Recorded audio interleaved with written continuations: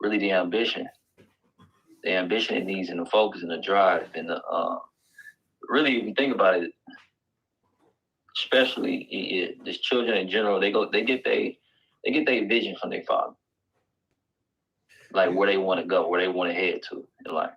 They go get that from their father.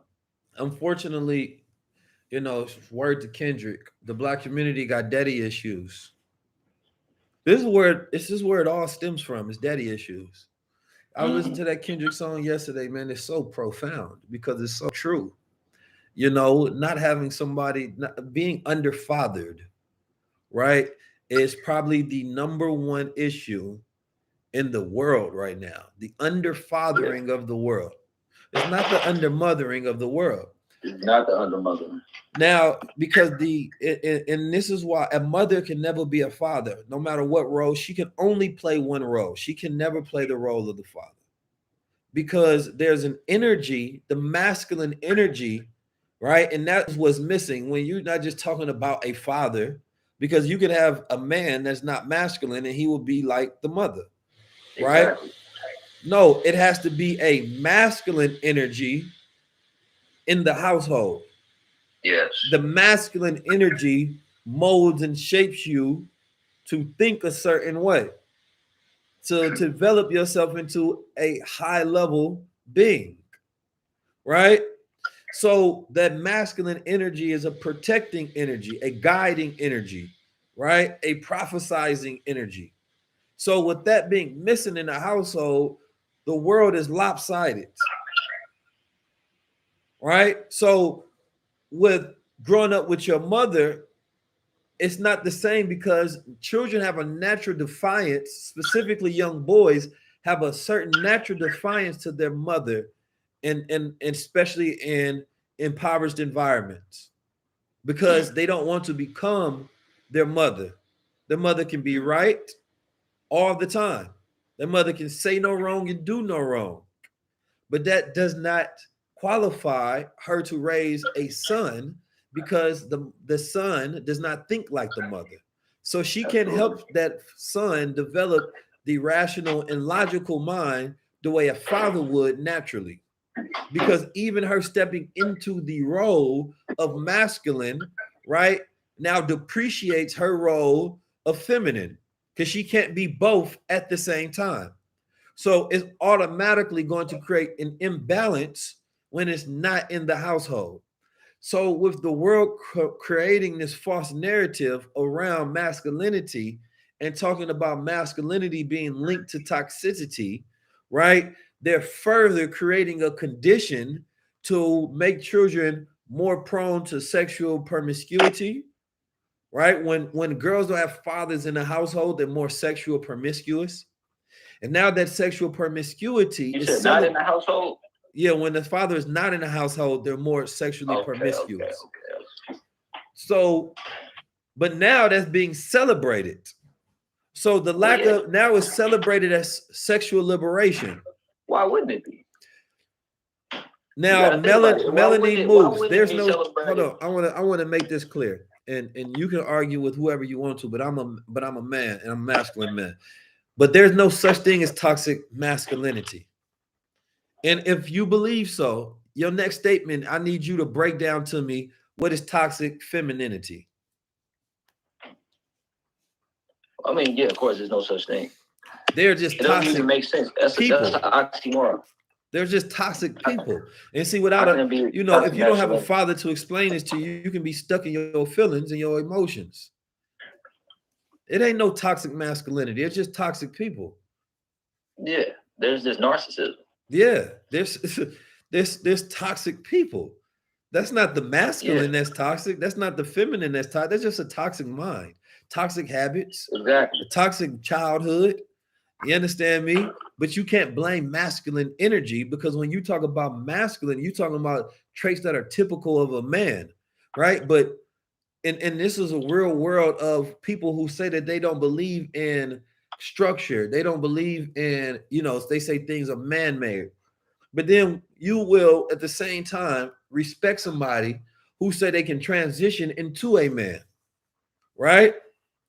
Now, there's a lot of confusion that goes into that thought process for me because one thing you cannot do, a male cannot become a female, and a female cannot become a male, right? That I don't think anybody argues over that. But the idea is this fact that they say being a man is a construct. Right now, okay, let's break down what is a man, because you have to get to the science of what a man is. And I always say a man is his mind. Yeah. So you can't be a man because you feel like you're more masculine. No, a man is principles, right? Values. Yes, sir. So what would be the point of somebody? You could be a toxic female that says that you want to transition into a man, but you never said that you are honorable. You never said that you are integrable. You understand me? You never said that you are disciplined, you're focused, you're intellectual. These are principles of being a man. Right? They fail to understand that manhood is a spiritual initiation. There are males that need to transition into becoming a man. Exactly. That's the celebration we should have. There's a reason why a lot of these rappers call themselves babies and boys. It's because they're not men. You got to be initiated into manhood. When rappers was calling themselves like man or like the man and things of that nature, even when we was using that terminology in our movies, when we was saying we the man, or even back in the day where brothers was saying, "What's up, man?" Things of that nature before the crack started hitting the neighborhoods and they started changing up the music. Then after they started changing, when crack hit the neighborhoods and they started switching up the movies and things of that nature, they started calling the white man the man and the black man the boy. You see, they did a whole 360 flip.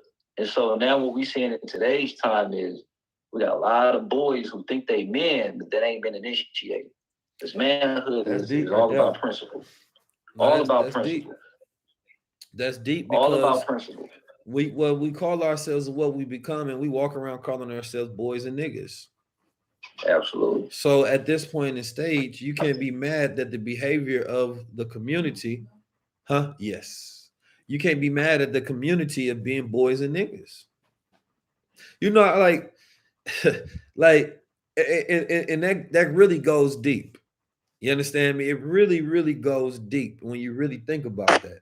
Like, I don't care who you are. I don't like for nobody to call me a nigga. Like, friends, nobody. You can't call me your nigga. I'm not your nigga.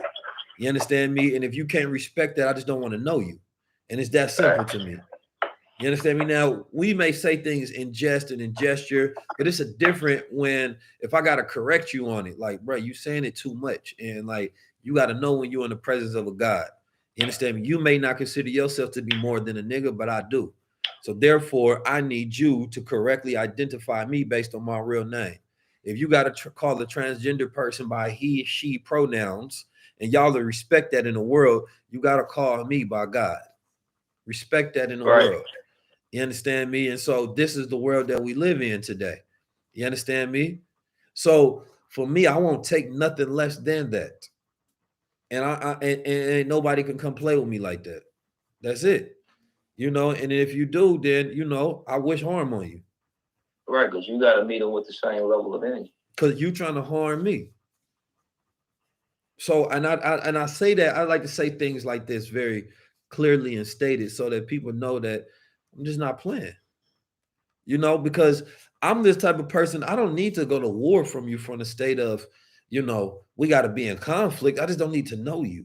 Like, you don't need to exist, right? Because most people benefit from you having from them being on your mind. And this is what they want you on their mind because they know how powerful your mind is. Right? So people will try to create conflict with you so that you can have them on your mind. So you can send them energy and give them energy and give them life. And no, you don't exist. That's like you diss Jay-Z. You're not going to hear Jay-Z diss you back. You're not on his mind. But how flattering would it be if Jay-Z dissed you? If Drake disses you? Right? This is what people try to do. They try to evoke you to be on their mind so that you can project value to them. They do that so people can try to validate your existence. Like, if you want, they want a Keys response, so therefore their existence is validated. Yeah, and I'm not going to validate your existence because it's not valid. Exactly. There's too many people who live lives with no meaning, and they're trying to find people who are seeing with meaning and living a life of meaning, and they want to figure out if they can get validated by those people to be alive, to say, hey, Exactly. somebody knows me. And there are some people, and this, I think this goes back to daddy issues, because when you have It is. a father, gives you that proper amount of attention, energy, and love and growth, then you don't It's seek that from repercussion. other men. You don't seek Father that give you all from that energy outside repercussions. of self. Father go reprimand you. And see, So that's what they be. That's what they be seeking. They be seeking reprimand because Father go reprimand you. Because you think about it, right? That's mother always tell the father, look, I need you to, you know what I'm saying, do some reprimanding to the child, right? Because she knows if she do it, it ain't gonna come off right. So she go to the father got to do the reprimanding. And that's what the child learns. So the child, and most of these men, most of these women, they never had reprimanding. So they looking at like people who are, let's say, figures in which they see as intellectual beings and things of that nature. They trying to get some reprimanding. That's it. somebody Because said, they know well, that they, whatever spiritual level that they on, they know they ain't there yet. Because one, they not comfortable yet in their consciousness. You can always tell where somebody is at mentally or spiritually, is that their consciousness is attacking them. If your yeah. consciousness still attacking you, if your consciousness still attacking you and you still fighting you trying to figure out what's right and what's wrong in your life, things of that nature, being reprimanded by your own self. Therefore, you will go look for another figure that's like keys on myself. You will be in the comments on that whole shit. That's just what it is. Yeah, but that's just daddy issues. That's Yeah. all. That's all. And so being able to, like I said earlier, not having that father in the household, not getting that love from your father, you start to seek that out in other men. Men do this, right? And sometimes it's a lack of having brothers in your life as well, So, but that father energy is what we're talking about, because you can get that father energy from an older brother. You can get that father energy from a friend, from an uncle, from a coach, from a mentor, right? From a teacher, right? But and so it's not so much as just your biological father, but that father energy, period, right? Because sometimes a person needs to just be told what to do. Like, no, just do this and shut up and get it done, right? We need to get straight to the point. Like, I'm not about to let you make no excuses, man. Shut up and get that shit done, right? Then you need somebody that can listen to you, console you, and help you with your own logic and your own internal processes, that's been through it already, that can tell you, and then they can put that battery in your back. You need somebody that you can look up to, like, yo, I want to make you proud. And once you make that person proud, like, damn, I made my father proud, right? And that energy sticks with you. You understand me? And so you no longer need to seek it out from nobody else, because you've already been validated from a youth. So when you don't get validation as a child, you start to seek it for the rest of your life as an adult. And nothing that you do can fill that void it fills, right? Nothing that you do can fill that void. So the most dangerous thing is to raise a child and not validate them early. Show them that their presence means something, that their mind means something, communicate to them, to help them go through their emotions, their feelings, to help them develop their intellect, play with them, to foster them, to grow them. You understand me? Otherwise, you're still holding on. You're empty inside and you're searching for it in everything that you do. You're searching for it through sex, through entertainment. You're searching for it in your social circles. You search for it in gangs and groups and environments. But nothing can replace your father. Absolutely. Nothing. So, and Absolutely. that seeking of father, like you say, it's that seeking of God in life. It's that Yes, it's sir. that energy that can comfort you and make you feel protected. So when you feel unprotected, you feel insecure. And when you're insecure, you're going to try to defend yourself. And when you defend yourself, it can make you offend others before they hurt you, because you feel vulnerable. So it's that act of what you looking at, because you don't want nobody to see you. You know what I'm saying? You don't want to be hurt by being seen in areas that you're vulnerable in. But if your father would teach you, son, it's power in being seen. You have to show yourself. It You have to is. go through that journey within self and developing who you are to be that greatest version of yourself. Son, You're going to go through that rebellious phase, but let me let you know I've been through it. I can teach you the same. You understand me? Like taking you through that journey of becoming, that journey of strengthening. You understand me? So without that father energy and it's lacking so much, look at Chicago. Chicago lost the OGs, which what they saying is they lost the father energy. Somebody can give them game that's been there before that can help them go through their trials in the better way. You dig? So this father energy that's missing in our communities, and nobody wants to acknowledge it because what people are talking about is toxic masculinity. What they're screaming for is masculinity. This is what nobody is really understanding. It's like a person screaming, the food is toxic, the food is GMO. What they're really saying is we need healthy food. We need good food. You understand me? So instead, the world is really screaming for help. Like, damn, we need more men. We need more fathers. We need y'all to step up. We need y'all to be masculine. We need y'all to be men. But instead of saying that, the lashing out comes in a way of y'all niggas is toxic. Y'all niggas ain't shit. But what you're asking for is the opposite of what you're projecting out there. But if you ask the average person, what does that healthy representation look like? They don't know. They draw a blank because all they know is the negative because that's the only experience that they had. Yeah. So when we as a culture, we don't know how to properly even list the things that we need and want because we never had it. So we lack experience in that area. You did of even having a father, so we don't know how to ask for a father. We you never had good masculinity in life, so you don't know how to ask for it. All you know how to do is list the lack of it. So the lack of it is what they call toxic, right? But they don't know that's what they calling it. So it's not properly identified. So we're lashing out at the lack of things, but not being able to actually, speak on it correctly. So it becomes worse and worse and worse because now we continue to project what we don't want the most. And that's what we talk about the most. It's like a person with like a good heart but no emotional intelligence. Absolutely. It's like and that's what I see. Just that our people have. We have good hearts, but we lack emotional intelligence to be able to articulate what we're feeling. And also, even in terms of relationships, I noticed this.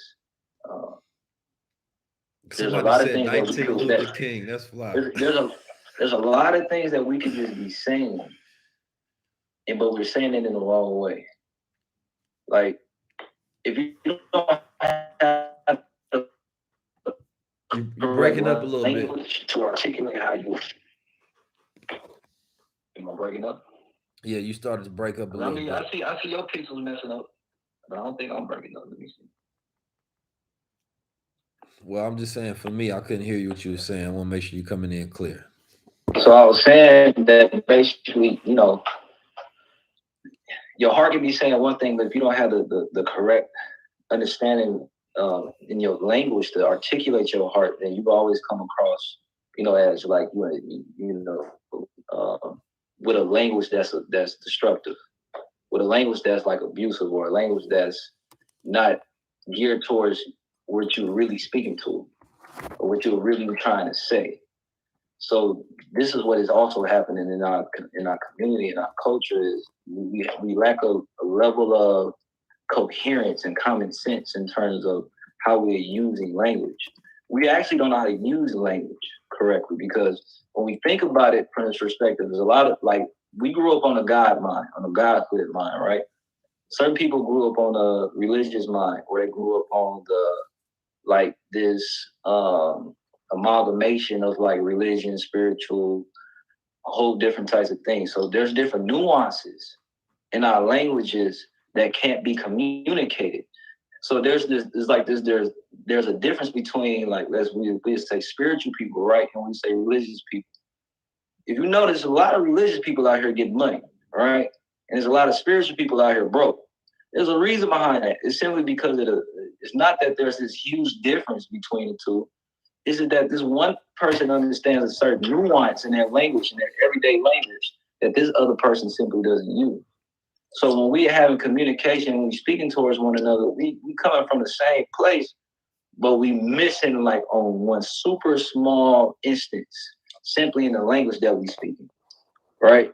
And that's where we would say things such as like, well, drop the ego so I can understand you better. Um, or we ask somebody like, well, what part of Islam do you represent? Because what that person is asking is like, well, I'm trying to figure out because this is what I know about Islam, but you have some completely other different understanding on Islam.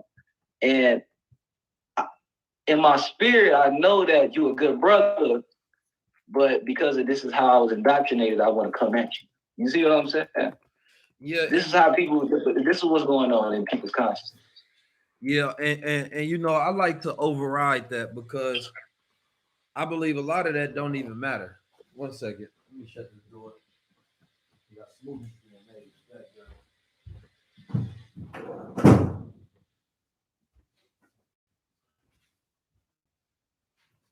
Come on, man. Everybody likes to call me when I go live. I don't feel like I do that many lives. That's the fourth call I got, man. But you know, overriding that, you know, and I realize that you can't save everybody, but you can give people tools to save themselves if they want it. You know, um,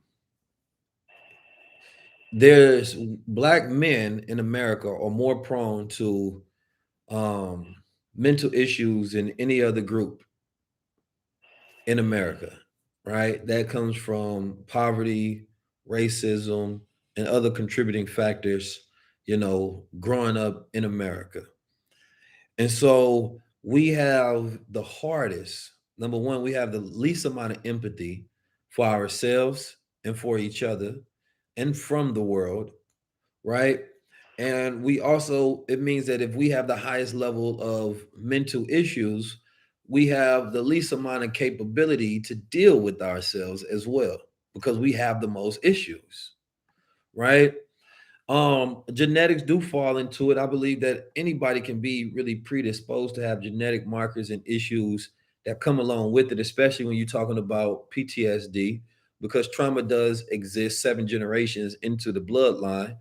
But I also believe that, you know, there's a saying in India called Kamsahara, and it speaks upon the young man gaining enlightenment to a point where, you know, it can wipe away the waves of karma that you inherit from your father, right? So Right. basically, rewriting your DNA.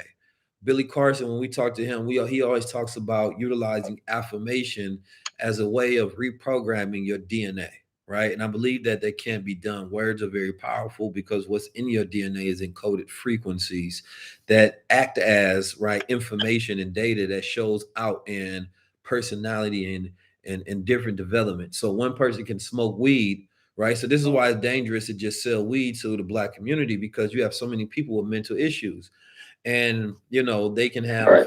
things that make them a higher list for addiction, right? It can help them. It can become more bipolar or more schizophrenic, right? Or and more feminine, right? So there's so many different things, and so you're not talking about giving drugs to a healthy people. You're not talking about giving them the same drugs that their ancestors smoked, right?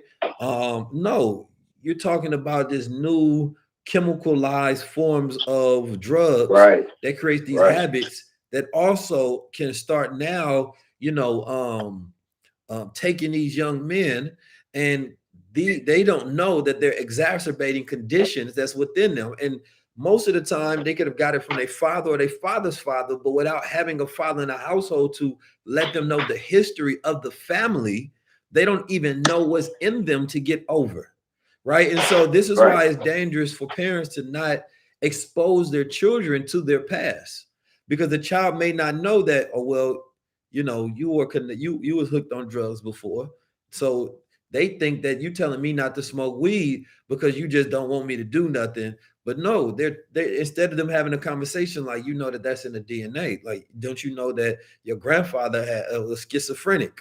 You understand me? That's what I passed that along to you. So we're not going to get in blood tests. We're not going and getting these things. So we don't know that we're predisposed to these things, right?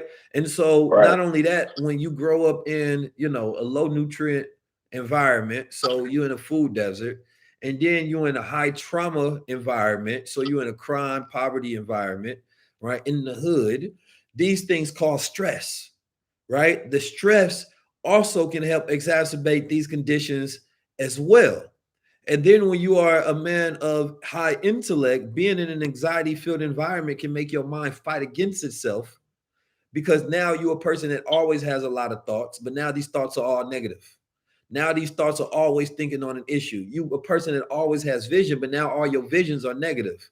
Now they're obsessed with an issue and a problem. So now your brain is working against itself, and you don't know how to get out of this rut, and you're stuck, right? And so I think one of the main things for, as a solution, I believe, is going into nature.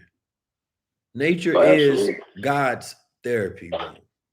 Yeah, it's funny you just spoke on therapy, because I was just thinking about that. Like, even if a lot of y'all do try to go to therapy, you got to recognize that you're gonna be going to therapy with people who have they've studied the mind of white men and women. They didn't study the mind of black men and women. They didn't study the culture in terms of being able to recognize the different, let's say, your viewpoint on life. They can't understand your viewpoint on life. So you will try to go to therapy, talk to somebody who doesn't have this connection towards you or with you. So it's only going to create even deeper hope, because one, the therapy session is still an external expression, because you only could ever be able to, they all they can do is help you reflect on basically what you were thinking internally. So, and what he just spoke about on terms of like the genetic code in our DNA and us needing to understand that, like from childhood, your parents being able to teach you as soon as you come out the womb. I don't realize that Muhammad said, don't teach your child goo goo gaga, blah, blah, blah, blah, as soon as the child comes out of the womb. It says to teach the child exactly what's going on in the world, exactly who they are. Talk to the child as though this child is already an intelligent being, a God on this planet Earth, because that's what you're ushering in this world. You're not ushering in some like child per se. You're ushering in another like being of God. So when we talking about therapy, yes, we just spoke on going into nature. That was number one for me. That was number one for me, was going out in nature, right? And then it's funny because I just made this song. I was like, you know what? I actually didn't go through all that trauma because I've been on my dean. You see what I'm saying? Like, if we can teach our children to stay on their dean and be on their dean at young ages, then they won't have to go through the trauma. They won't have to go through the I need to heal from overeating. I need to heal from being a person who over abuses drugs and things of that nature. No, you gotta just teach them at a young age. Look, let me give you the options, right? Let me show you the options. Let me give you options in life, because this is what we all like. We like options. So if I show a child options, right, I give them an array of options. I'll be like, look, this is what happens if you take this, right? This is the spectrum on that. So this is the good and this is the bad that happens with that. I'm gonna give you the option of this one. Okay, this is what happens when you take this drug, right? So, because I'm pretty sure if you give a child, right, the option to see it and be able to experience it just from a like learning standpoint, they're gonna be like, nah, I want to keep myself, right? And so we don't always gotta learn from going through some traumatic ass experience. Sometimes we just learn from other people, right? And that's what I think what makes a really intelligent being is when we can learn from other people's mistakes. A true intelligent person can learn from other people, can learn from what other people go through and be like, you know what? I do not need to go through this. I can see it wasn't valuable. It wasn't helpful towards your life. So I understand from my point of view, I know that I shouldn't do that. All right. Because if you listen to a great person speak, they always tell you what they did wrong. They never tell you that you got to go through the same thing that they did wrong. The reason why they're telling you so that you can avoid that. Therefore, now you can already stand on a higher pedestal. Yeah, I think that that's where most people don't appreciate their parents. You know, I seen a post, I think it was Joe Rogan that posted it, and he was giving a breakdown, like if you had a parent, you know, and I think it was for like people like boomers who are like in the 80s, they used to like complain to their parents, like or children playing to their parents, like you don't understand me, what I'm going through at school and stuff like that. And it was a breakdown. It was like this same parent has been through like World War I, World War II. They've been through recessions. They've been through like hella different shit that was listed, and you think that they can't understand the stress of what it's like to go to school, right? And Facts. so, number one, I think that I think that every generation goes through some of that, but that's that lack of really appreciating the wisdom of the elders.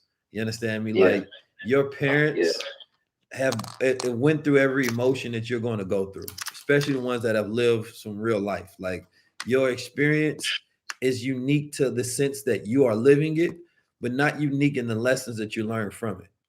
You understand me? And Right. so when you don't seek out people who've already had what you got on your plate, right, then you never learn how to digest it the correct way. You understand me? And so I seek out people. If I'm going, let's say, you can be a poor man. You got problems as a poor man, but you got problems as a rich man too. The rich man has problems on how to manage money, how to spend money, how to do a bunch of different things. Now, you can't go to a poor man, right, and ask him, advice on how to handle the rich man's lifestyle, the rich man's money management, and things of that nature. He can't help you with that. No, you have to go to somebody else who now knows these problems at this level, that have had it on their plate before, and say, how did you deal with it? And so instead of the ego desires to be more than it really is. So instead of looking for people who've already been through the challenges that you're going to go through, you you think that you got to go through them your damn self. And that is the part where I feel like we really need some help and some therapy on. You understand me? It's just literally being able to learn from elders. And like I said, that comes from another, it's like some daddy issues stuff, For guys. right? Just not having that source in the household that you can go to for advice, right? That you can go through, to help you through whatever you're going through. And so that lack of trust that we have in each other and in humanity, I think it destroys our ability to properly depend on each other. You understand me? For that correction. You did. So, you know, being able, one thing that helps people, I'll just give you a list of different things. Journaling is a great tool that can help a person deal with their emotions and feelings. Sometimes we can't speak it out, but we can write it out, right? So those who are writers, write down the emotions that you go through on a daily basis. What is it that you feel the most? Maybe it's hurt, maybe it's pain, maybe it's happiness, maybe it's joy, maybe it's disgust, maybe it's envy, maybe it's jealousy, right? Maybe it's sadness, maybe it may be whatever it is, but by identifying it, it gives you power and control over it, because now it's not controlling you from ignorance. Now you know what it is, and therefore you don't have to be carried by it, right? Mindfulness, bringing yourself to the present and being aware of what you're doing. Remember that journaling activity makes you mindful. Most of the times when we can't write, we can't do things, is because we're not in the present. We're stuck in the past, right? Or we're stressed about something that hasn't happened yet in the future. So thinking about what I'm doing while I'm doing it.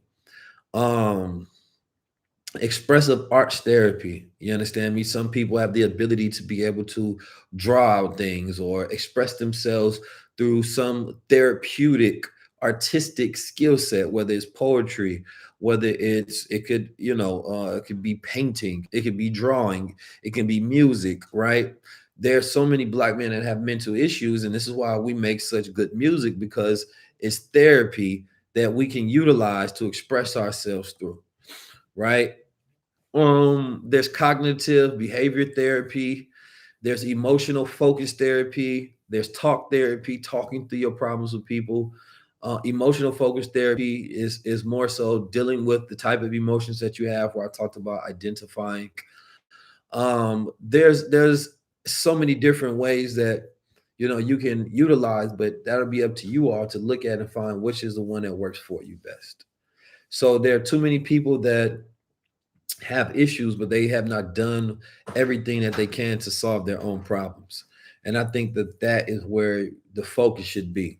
You understand me? There's nobody that should stay in one state, in one mental state. Yeah, I'll take it. Thank you. Okay. So listen, this has been my conversation.